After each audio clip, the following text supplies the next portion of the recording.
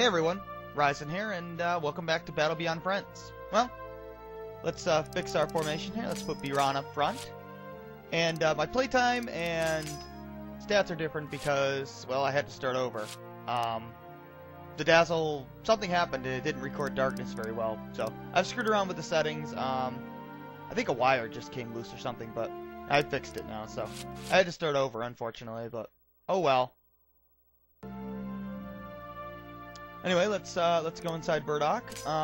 Now, element to order, I figured out how to use auto events, so yeah. If this was element to order, you would go into town and immediately the scene would trigger, or as soon as you reach the right floor on a dungeon. Here, you have to actually walk up to the event. Sorry, just dusting off my TV there. Hey, Drake! Alright! He got some of that spray-on tan already! Christmas came early for Drake! Or is it late? Well, I guess it depends on when I upload this, huh? Oh, by the way, Drake's dying. This scene made no sense originally because Drake didn't join your party. All you did was fight Drake, and then Biran just went to the Moonlight Cavern by himself. Came back, Drake dies, and he's like, "No, Drake, you were my best friend that I knew for all of 2 minutes!" And here, at least he knew him for an hour, and they fought together. And they at least became somewhat friendly with each other. And now he yells his name. Oh, it's Hendrik. We'll find out more about him later. He's commander, apparently.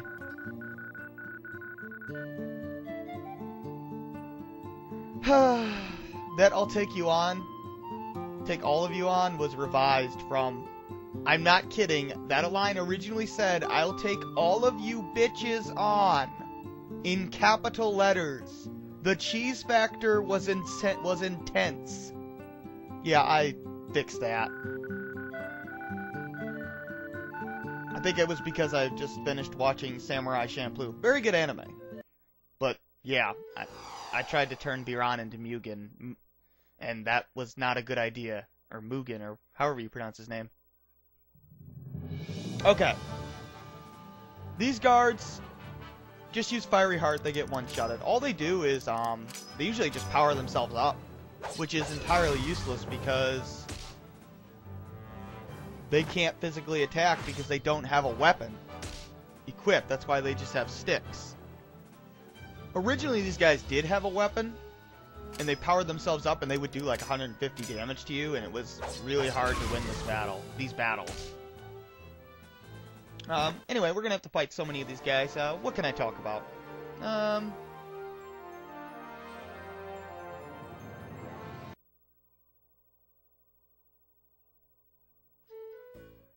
I guess I can talk about the plots of my other games. Elemental Order is, that one revolves around an organization called the Elemental Order. And the Order, there's 8 elements in that game, and the Elemental Order has 8 Elemental Masters, 1 for each element. Fire, Ice, Water, Lightning, Wind, Earth, Light, and Dark. Light and Dark users actually get to use 4 elements. Light users get to use light spells, skills, and I think it's Earth, Wind, and Water. And Dark uses Fire, Ice, Lightning, and Darkness. Not as effectively, but as you know, like a Dark user wouldn't use Lightning as effectively as a Lightning user, of course. But yeah, still. Yeah, I can definitely see now. Okay. The Dazzle still, I've noticed that when you record with the Dazzle, it still doesn't record darkness as bright as it should. I don't know why that is.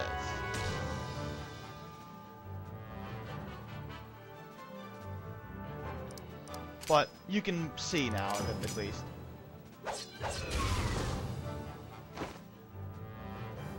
No big deal. And there's also another group. So, well, first, the Order is trying to unseal the Void. which is the 8th and final element, or the 9th and final element, and that basically controls all of the elements. And their leader wants to use the void for something. It's not explained until later, but so he wants the power of the void for his goal, and Celestia and the rest of the protagonists are trying to stop him. In addition to the Elemental Order, there's another group of 6 other antagonists called the Ordinate, and they are trying to stop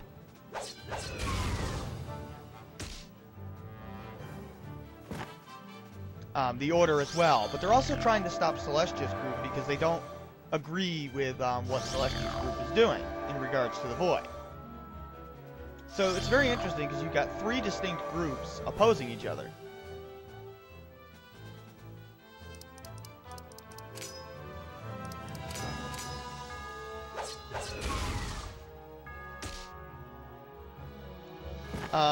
As for the gameplay, Battle Beyond Friends does have elemental weaknesses, but,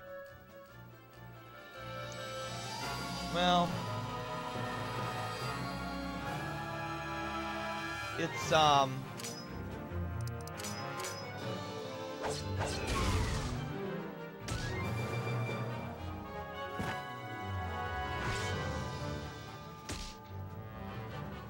there's really, I mean, about halfway through the game you won't even have to worry about them, and they don't really play a critical role. So I wanted to fix that when I created Elemental Order. So in Elemental Order, you've got the 6 elements that are in a chain, the 6 elements not dark and light. So you've got, you know, like, fire is strong against ice, but it loses to water. So it deals 3 times damage to ice, takes 3 times damage to water. So you got to set up your party to account for that. And light and dark are opposing elements, but they only do ×2 damage to each other. They do 1.5 to,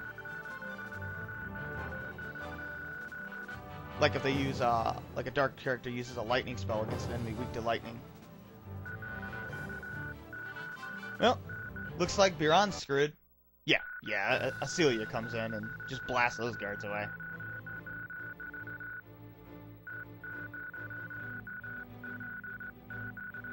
These scenes haven't gone through much revision, just some basic dialogue revisions.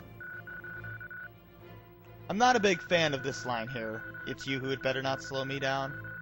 I probably should have just stuck with a basic, don't slow me down or something. But, you know, at some point, you just gotta press on, because, I mean, if you worry about every little line of dialogue, you're gonna be here forever. You know, at some point, you just gotta finish it and, you know, tell yourself, you'll do better next time, on the next project.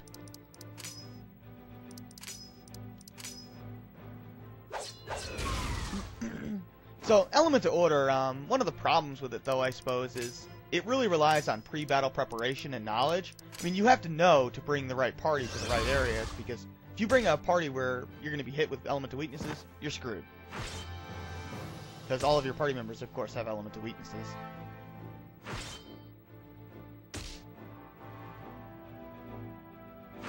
But it's nowhere near as hard as Battle Beyond Friends here. Anyway, Acelia here, she comes equipped with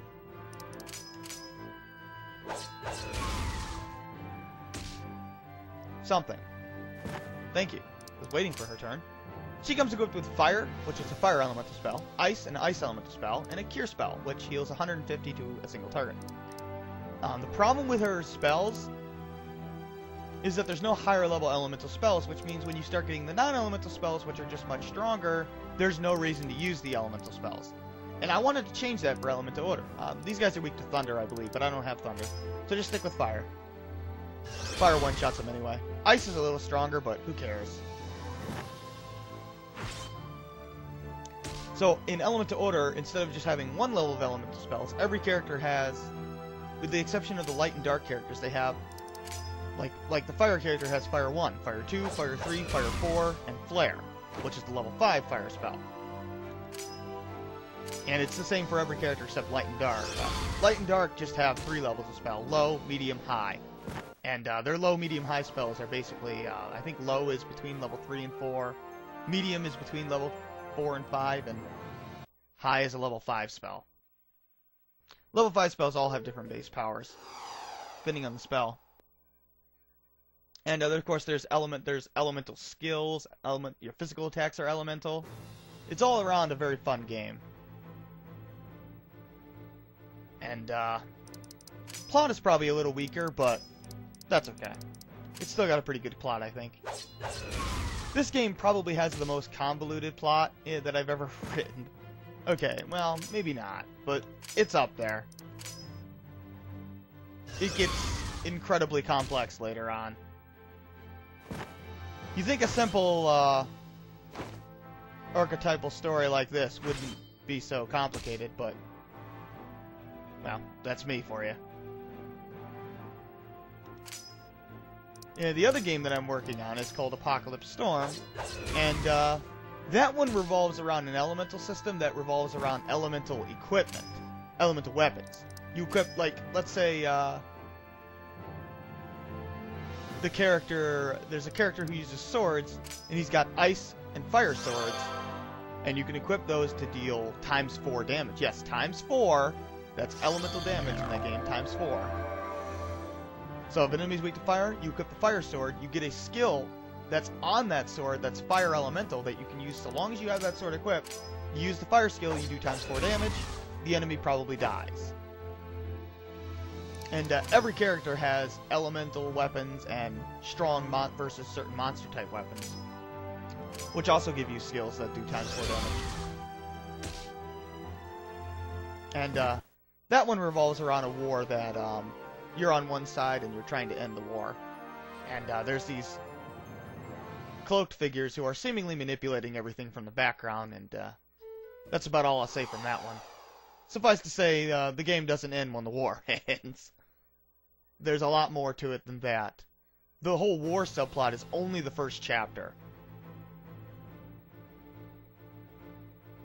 But that's a very interesting game. Of course, I plan your characters. Of course, in the planning, your characters are going to be doing like tens of thousands of points of damage by end game in that game, just because of the way the elemental system works in that game. Elemental Order, your characters have very little stats and they do very little damage. A lot of damage in Elemental Order is 1,000, or actually 200 is a high number in that game.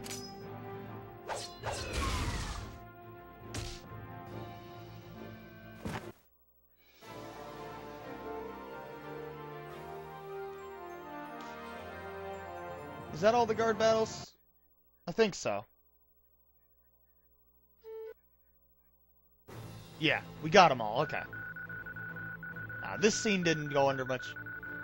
Well, this scene was originally very serious, and I decided, yeah, I'll throw in some comic relief. So I did. I had Biran call her a little girl. I don't know why. Acelia is basically as tall as Biran. I guess she's kind of petite, but I don't know. And Biran almost gets his head taken off. I'm not a big fan of that taunt by Hendrik there. And yeah, Acelia and Hendrik know each other. You named your bow the Acelia? Do you sleep with that bow at night, Hendrik? Do you cuddle with it? Do you tell it how much you love it? No, we're not going that way.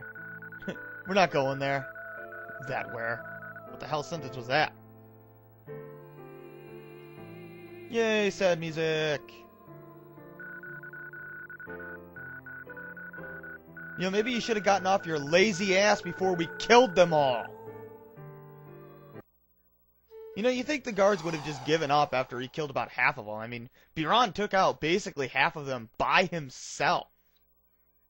And yes, the characters in my books and writings are always very overpowered. Okay, this is Hendrik. Remember that difficulty spike I said was coming up? I hit it. This is it. Okay, I really hope Hendrik goes easy on me. Let's see what he does. He's weak to thunder. Don't have thunder. One of the problems with this battle is Asilia's in the front row, and that's bad. She really should be in the back. But I don't have time to fix her formation. Fix my formation. Ooh, a normal attack. That's not bad. Take that any day of the week. That's kind of like a gimme turn, so now I can get another ice spell off. Of course, if Fiery Heart keeps missing, this could be a long day. He's got 800 HP. Not too much, but more than any other boss to date. Now he guarded. Hendrik, what are you doing, man? Come on. Kick my ass, please. Do something. Use Arrow Breach, please.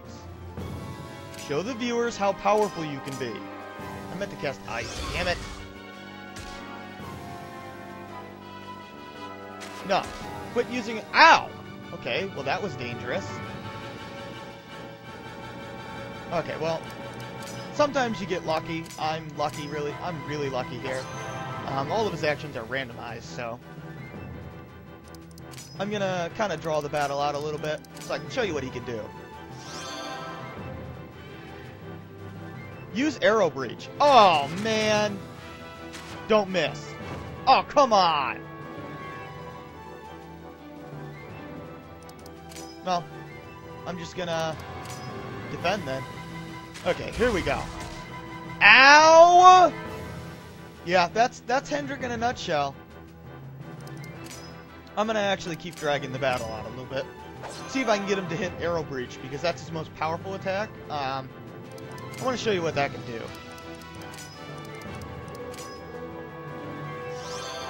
Let's see what he's got here. Arrow Breach, here we go. Ow! Damn, he's wrecking me now. Okay, now it's time to kill him. For the most part, you're going to be sticking with Fiery Heart and then Cure. Cure can barely keep up with Arrow Breach at this point. I've seen battles where he spams the crap out of Arrow Breach and just kicks the crap out of you. You shouldn't lose this battle, but he's tough. Oh, man. He's got another attack called Double Shot, about 130. Those are his only 3 attacks. Later on, he'll have a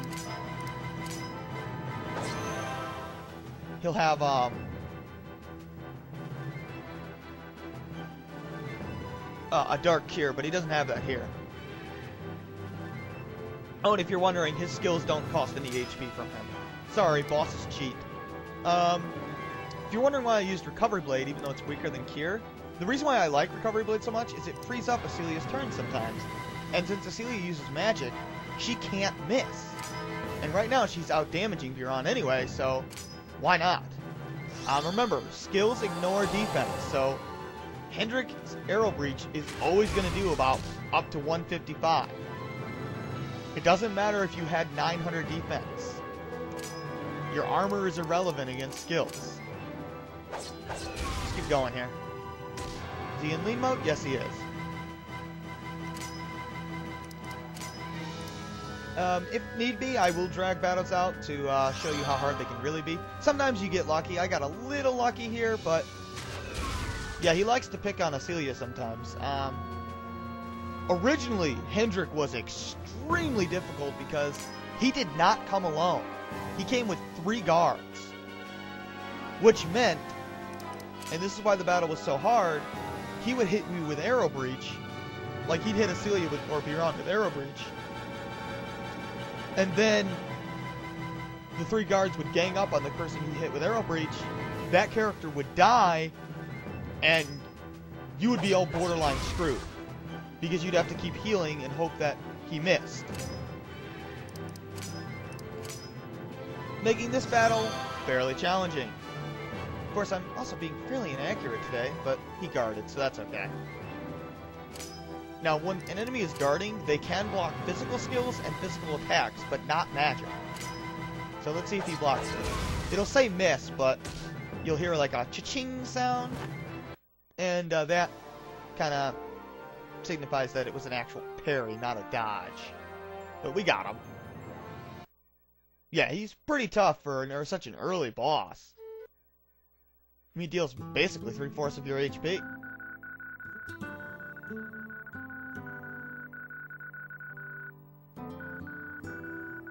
This scene hasn't been revised much either.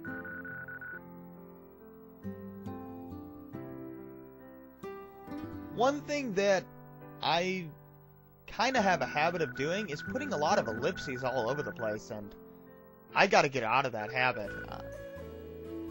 There was so much revisions that I did just to get rid of the ellipses. Now, ellipses can be very good for showing hesitation, but in too many pauses just breaks up the flow of the dialogue. So you gotta be careful with ellipses. You can also use commas to signify pauses in dialogue that aren't quite as much as, did we level up? No, we leveled up Acelia. Yeah, she starts at level 5. Oh, right. Acelia gets not a lot of HP, but she does get very little strength, but a lot of magic. Crappy defense, but decent magic defense. And some decent agility. Once again, intelligence and luck don't do anything. Well, intelligence doesn't do anything, and luck just affects accuracy and critical hit rate. Oh, in case you're wondering, Hendrik was immune to critical hits. And, yeah, I think we're going to be healed automatically, so just talk to Tomas. Interesting story about Tomas. His name was originally Thomas, but I forgot the H, and his name became Tomas because I ended up liking the name. Maybe it's because I took Spanish in high school. I don't know why. But yeah, you just give the Moonlight Herb to Tomas. That actually was in your inventory, but it was in what's called precious items or treasures. And yeah, it doesn't take up actual inventory space, so that's nice. Yeah, his wounds opened up again.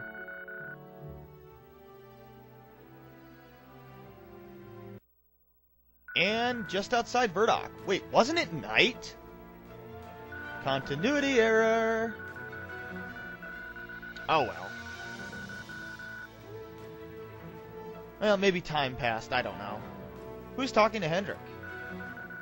Yeah, it's Hawk. One thing this scene was not in the original cut.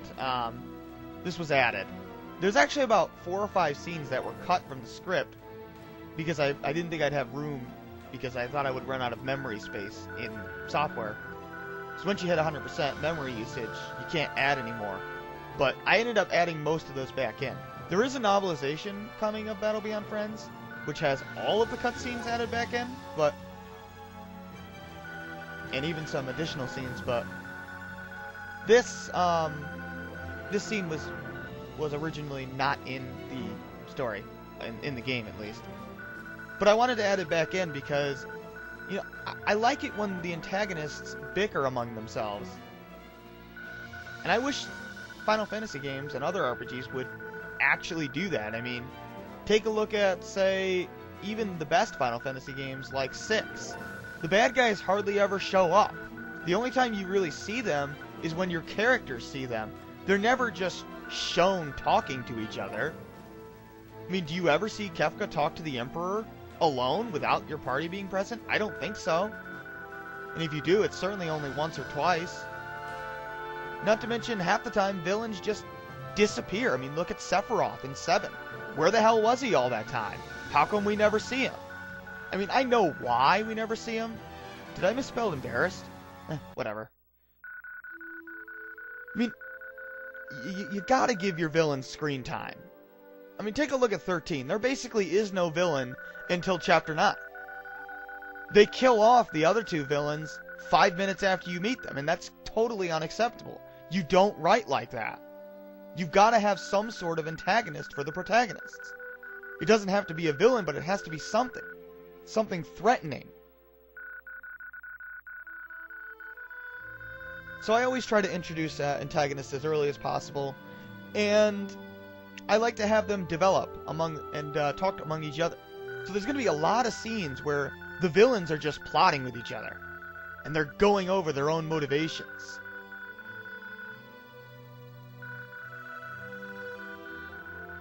Every character will get some amount of development. Or at least backstory or something. No matter how seemingly unimportant.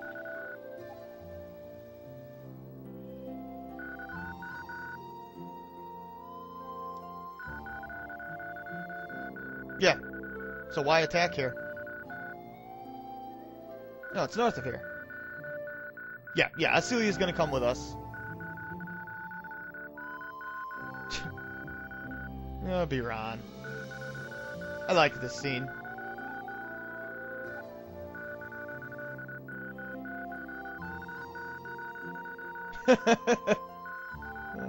Oh, Asilia.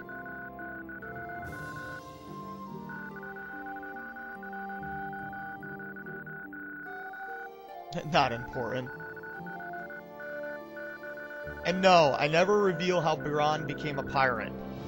That just kind of slipped my mind.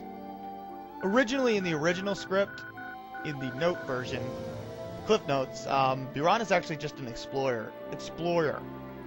He's not a pirate, but somehow that got changed to pirate in the revisions.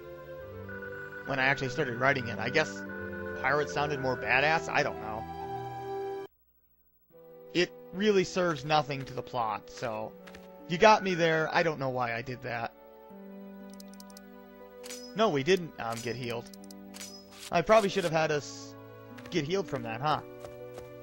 Oh well.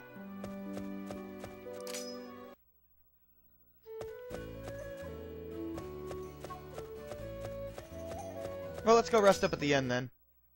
And let's drop Biran's sword. We're going to get a better sword in about 2 seconds here, and then that'll be it.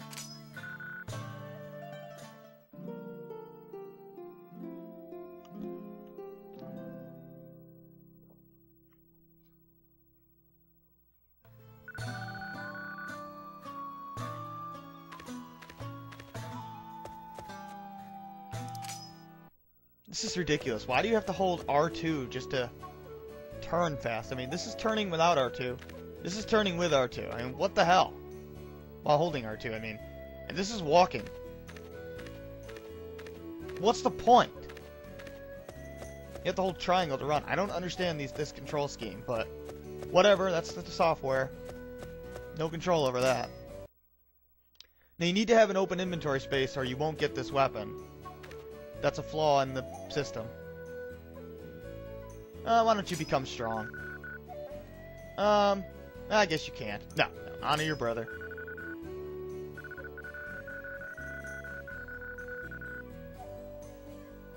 The power is you! When the powers combine, they form Captain Planet! No, we're not going there. We get the Memento Katana. It's useful for the occasional physical attack. Oh, if you're wondering, 54. That's not bad. It's a pretty good weapon, actually. It's better than anything we can get for a while, anyway. What does Asilia come with? Whole bunch of MP vials. Yeah. I'll go over inventory slots later, but let's just talk to Teria and save, and that'll do it. Find out some more background about the town here.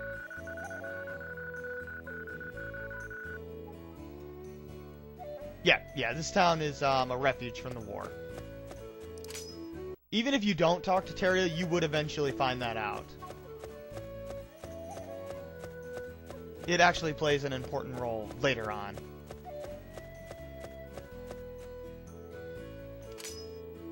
So let's just save. And that's it. So I hope you enjoyed this, and next time we'll be going to Satria. Have a great day, everyone. Take care.